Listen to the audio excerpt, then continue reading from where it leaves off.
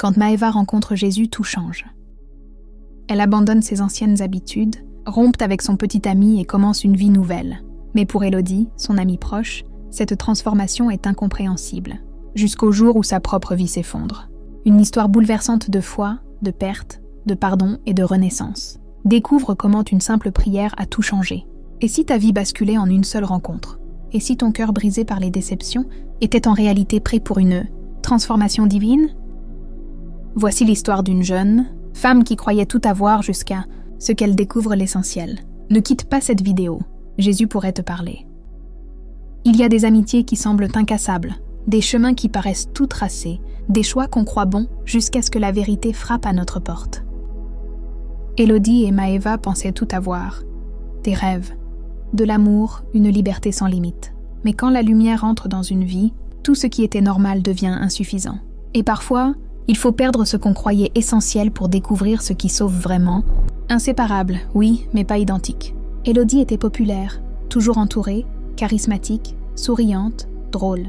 Kevin, son petit ami depuis 2 ans, lui offrait la stabilité émotionnelle qu'elle pensait être de l'amour. Elle croyait avoir tout ce qu'il fallait pour être heureuse. Une relation, des amis, des projets et surtout la liberté. Maëva, elle, était un peu plus réservée, discrète mais jamais absente. Élodie la taquinait gentiment quand elle lançait une musique chrétienne. « Tu veux que je meure de paix ou quoi? Mais un truc qui bouge un peu. » Maëva riait. Elle n'insistait pas. Elle savait que son amie n'était pas prête. Leurs journées étaient remplies de cours, de sorties, de stories Instagram, de fêtes entre amis. À première vue, tout allait bien. Mais derrière les filtres, les sourires et les likes, quelque chose manquait.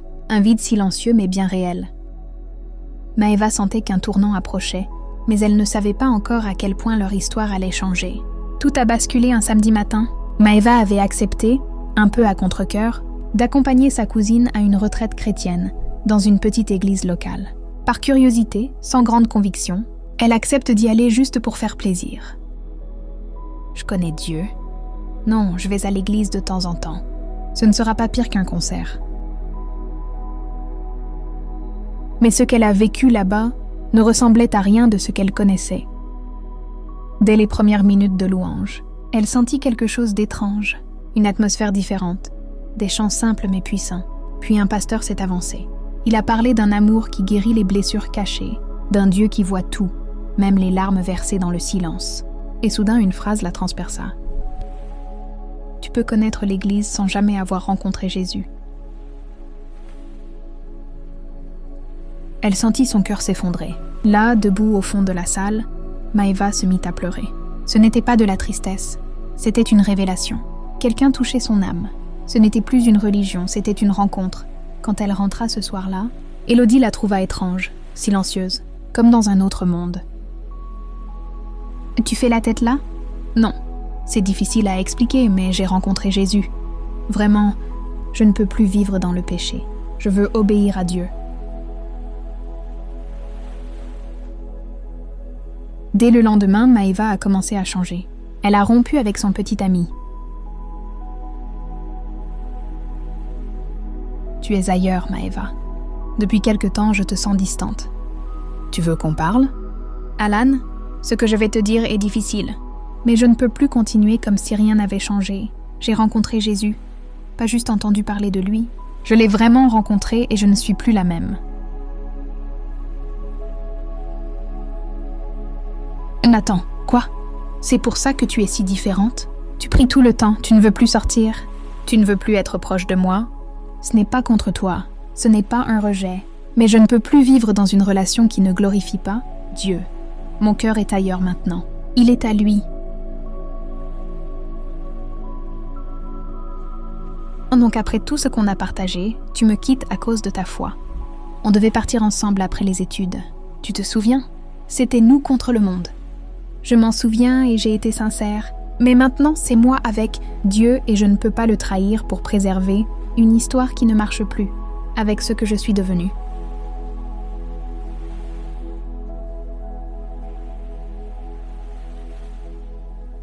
Je t'aime, Maëva, mais je ne comprends plus qui tu es. Moi non plus, je ne comprenais pas au début. Mais maintenant, je sais, l'amour de Dieu m'a trouvée et je dois lui répondre même si ça me coûte. Maëva commence à prier chaque matin, à lire la Bible en pleurant comme si chaque mot était vivant. Elle arrête les soirées. Même sa façon de parler change. Élodie ne comprend plus rien. Quoi ce délire? Tu veux me dire que tu arrêtes tout ça juste à cause d'une prière? Ce n'est pas juste une prière, c'est une nouvelle vie. La rupture avait commencé, mais ce n'était pas une dispute. C'était une séparation de deux mondes. Maëva marche dans la foule, silencieuse, mais son âme pleine de lumière. Elle rencontre un regard divin qui la touche profondément. La lumière me fait pleurer, mais je n'ai jamais autant aimé. C'était toi depuis toujours qui m'appelais dans l'amour. Je ne veux plus fuir. Je veux te suivre. Ce n'était pas une religion, mais une douce invasion. L'amour divin l'a désarmée, et ses chaînes ont commencé à tomber. Elle offre son passé, ses blessures oubliées, et transforme sa vie en miracle d'éternité. J'ai rencontré ton regard, et tout a changé. Leur amitié tiendra-t-elle face à cette foi? Abonne-toi, like et partage. Et pour ne pas manquer la partie 2 de cette histoire bouleversante.